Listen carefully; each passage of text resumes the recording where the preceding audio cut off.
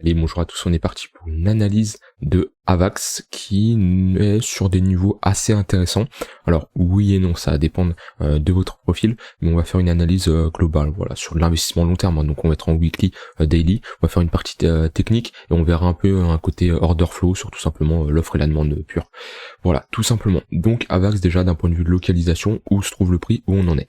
On est revenu chercher notre ligne de coût du précédent W, donc notre structure qui fait support pour le moment. On est en train de la rechercher et on voit qu'on a instauré tout simplement un support dessus. On a touché une fois, deux fois. À savoir que plus un support est touché, plus il devient de plus en plus faible. Donc là c'est la deuxième fois qu'on le touche. C'est pas pour ça qu'il va casser, mais voilà, si on commence à le toucher une fois, deux fois, trois fois, quatre fois, il est de plus en plus faible. D'un point de vue Fibonacci, hop, on est aussi au niveau des 0,886, donc déjà là pour de l'investissement type DCA, même si je suis pas fan de l'investissement DCA, mais si vous pratiquez cette méthode, ce type d'investissement, on est sur des zones intéressantes pour faire de l'investissement long terme. Les 0,886 sont une très bonne zone pour se placer sur n'importe quelle crypto, enfin sur des cryptos que vous estimez intéressantes d'un point de vue fonda, parce que si la crypto ne rebondit jamais parce que le projet est mort, il n'y a aucune utilité. Et d'un point de vue localisation, on est sur un gros support. À savoir que si ce niveau casse, le prochain niveau de support, il est ici. Là, si je me mets en logarithmique, tac, on voit qu'ici on a une zone d'imbalance, tout simplement une zone où il y a un trou dans le volume profile, hein. Il y a eu très peu d'échanges ici parce que le prix a bien pump. Hop. Et du coup, si on casse cette zone, notre prochaine zone, à la limite, on a le bas ici.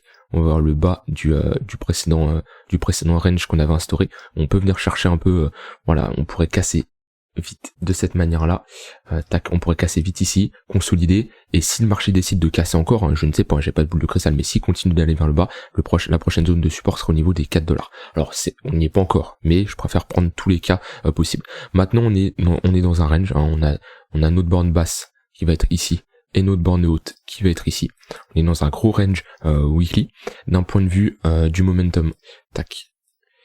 Est-ce qu'on était sur une divergence haussière? On n'a pas de divergence haussière sur Avax. On voit que le MACD a bien enfoncé. Je vais regarder sur un autre exchange. Est-ce que... Non, on n'a pas de divergence haussière. Donc le momentum est bien bearish pour le moment. On a fait un M qui est très visible, tac, on a fait un M, donc une structure bearish, et pour inverser cette dynamique, ce momentum bearish sur le momentum, faudra faire l'inverse d'un M, c'est-à-dire un W, tac. Si on crosse comme ça, on pourrait avoir quelque chose d'intéressant, ou alors une divergence haussière également. Mais en tout cas, d'un point de vue momentum, donc est-ce que c'est les acheteurs ou les vendeurs qui ont le contrôle du momentum? Actuellement, c'est les vendeurs qui ont le contrôle du momentum. D'un point de vue OBV, on voit qu'on a quand même une forte baisse de l'OBV. Ça reste intéressant parce que on est au même niveau qu'en mai-juin 2021 et sur l'OBV on est plus haut. Donc ça reste intéressant même si on a bien chuté. On a chuté fortement et comparé à d'autres cryptos, il y a d'autres cryptos on arrive à avoir un OBV constant. Donc ça veut dire qu'on a tout simplement ni sortie d'argent ni entrée d'argent dans l'actif en question. Là on a eu quand même pas mal de sorties d'argent. Maintenant je pense en daily, est-ce qu'on en a eu... En daily, ça suit bien quand même, alors que sur certaines cryptos, on a de l'accumulation. Là, on voit que sur Avax, on est... en fait, l'OBV va suivre tout simplement le cours. Alors, c'est pas spécialement bearish ni bullish, mais en général, on aime bien avoir un OBV qui monte quand un prix descend. Ça veut dire que on a de l'intérêt sur cette crypto et des institutions, des gros portefeuilles qui vont investir et se placer sur cette crypto. D'un point de vue daily, on avait cassé, on était dans une dynamique baissière, tout simplement, on le voit avec des sommets et des creux de plus en plus bas. Maintenant, c'est le genre de crypto qui peut faire un short squeeze. Un short squeeze, c'est quoi? C'est quand on va venir déclencher tous les stop loss des shorters. Donc ici on a des stop loss, ici on a des stop loss. Voilà, on en a énormément. Et les stop loss se trouvent au-dessus des sommets. Donc pour les shorters mettent leur stop sous les précédents sommets et on peut faire un short squeeze. Donc tout simplement, on va venir déclencher toutes les positions. Et en fait, quand un stop loss se déclenche d'un short, c'est un rachat au marché, un rachat forcé tout simplement. Et quand il y a un achat, c'est tout simplement l'offre et la demande. Et on aura du coup, on pourra avoir un short squeeze, donc un gros pump comme ça. C'est quelque chose d'assez fréquent. Maintenant, d'un point de vue momentum en daily, on avait on était en train de diverger, on avait une divergence haussière qui avait été validée, on avait celle-ci, cette première divergence haussière qui était validée, cette deuxième qui n'est pas validée, et on a celle-ci non plus qui n'est pas validée. Donc on a une petite divergence haussière, mais entre temps on est plus sur une compression. Le momentum en daily il est un peu neutre. on voit qu'on a une compression ici, on n'arrive pas à trouver de décision, on voit qu'on fait des creux de plus en plus haut et des sommets de plus en plus bas. Donc dans les prochains jours, on aura sûrement une décision du marché, et ce qu'il nous faudrait, c'est une cassure vers le nord. Donc on aura du coup un momentum qui repasserait bullish en daily, pas en weekly mais en daily. Ce qu'il faudrait, c'est accompagner ça d'une structure de team W, voilà, comme on fait ici. On a fait un petit W ici, où on peut faire des plus gros W dans ce genre là, et ici on aurait une très bonne zone de localisation, qui est notre bas du range, qui est une très bonne zone de localisation, parce qu'un bas du range, on ne short pas un bas du range jamais, on long un bas du range et on vend un haut de range. On aurait notre localisation, on aurait notre structure, et on aurait notre momentum. Donc on aurait clairement un signal bullish. Maintenant, on en est loin de tout ça, on n'a pas une autre compression, notre mouvement qui soit au nord ou au sud, on n'a pas une autre structure, donc voilà, il n'y a pas besoin de se précipiter. Par contre, comme je le dis, si vous êtes là vraiment pour du long terme, vous n'avez pas trop de connaissances en analyse technique, vous savez pas trop quand vous placez, faire du DCA sur ces zones de prix, ça peut être clairement intéressant. D'un point de vue order flow, alors qu'est-ce qu'on va avoir? Ce qui est intéressant à constater, c'est que pendant cette hausse ici qu'on a connue, on a eu un open interest décroissant. Donc tout simplement, on avait des clôtures de position, vu qu'on avait de moins en moins de contrats ouverts. C'est-à-dire que la montée, elle a pu se faire sainement, sans FOMO, sans de achat en levier. Voilà, on voyait qu'on avait un funding qui passait et négatif et positif, ça alternait. Donc ça alterne en fonction du prix tout simplement.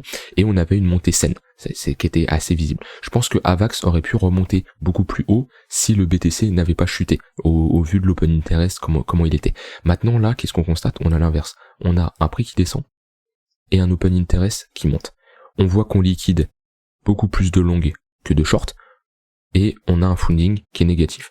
On peut supposer qu'on a pas mal de shorts qui s'accumulent dans cette zone, donc comme on a vu des shorts avec des stop loss sous les précédents sommets, au vu de l'open interest qui monte, on liquide pas mal de long, et on a un funding négatif.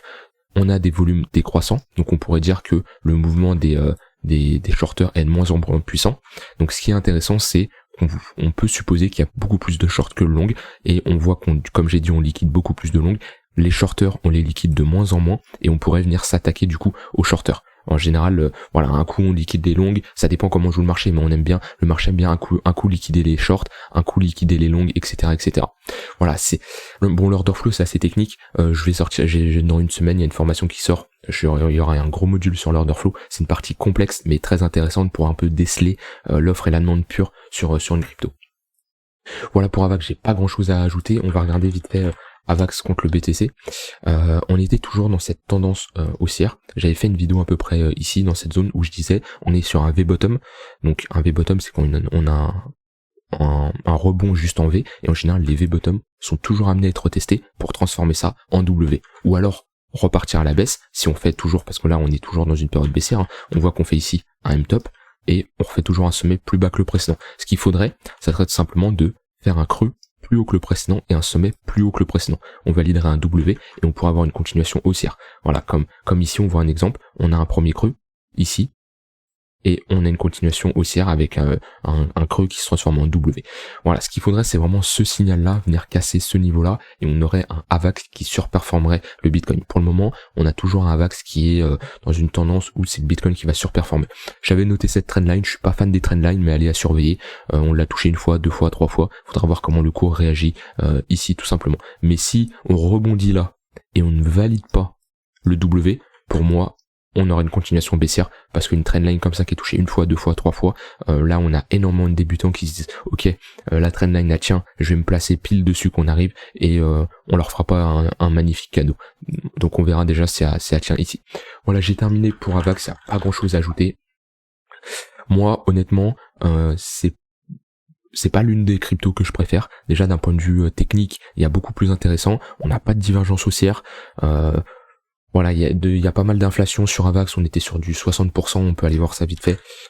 Donc c'est une crypto d'un point de vue fonda, ça reste correct, mais là d'un point de vue technique, il y a beaucoup plus intéressant de mon point de vue. Moi juste regarder Mesario, qui est un très bon site pour regarder l'inflation d'un token. Moi c'est quelque chose que je regarde en général avant de me positionner sur du long terme. Alors pour du trading court terme, il y a très peu d'impact, mais alors pourcentage, on est sur du 34%. Sur la dernière année, et sur le début 1100%. Bon, c'est surtout sur la dernière année qu'il faut regarder, parce que voilà, il peut y avoir beaucoup d'inflation en général quand un token est mis en circulation. Mais voilà, la dernière année, on est sur un token à 34%. Ça reste correct, même si on peut trouver mieux, mais ça reste ok. Voilà, j'ai terminé pour cette analyse. Si vous avez des questions ou autres, comme je l'ai dit, le vendredi prochain, il y a, enfin dans une semaine, le 27-28, il y a une grosse formation qui sort sur mon Discord. Voilà, 12 modules, une formation complète pour voilà devenir vraiment autonome en trading. Vous allez savoir analyser un marché, comprendre qui fait qui gère le marché, est-ce que c'est les acheteurs, les vendeurs, comprendre l'order flow. Je vous présenterai des setups d'investissement, de trading que j'ai testé de mon côté et qui marchent.